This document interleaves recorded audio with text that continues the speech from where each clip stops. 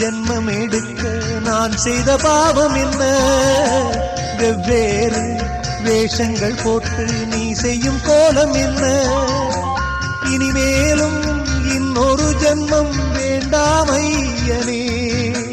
படைத்தாலுந்தன் கோவில் மணியாய் படைப்பாய் ஐயனே. எங்கெங்கும் ஐயப்ப கோஷம் கேட்கின்ற மாமலையில் இல்லென்ற தென்றலும் வீசும் உன் திரு சந்நிதியில்.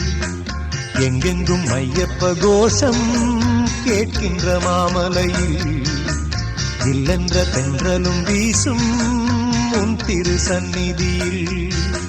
எப்போதும் உன்முகம் பார்க்கின்ற ஆசை ஐயப்பா. என்னாலும் வந்து அணைப்பது உந்தன் கையப்பா. எப்போதும் உன்முகம் பார்க்கின்ற ஆசை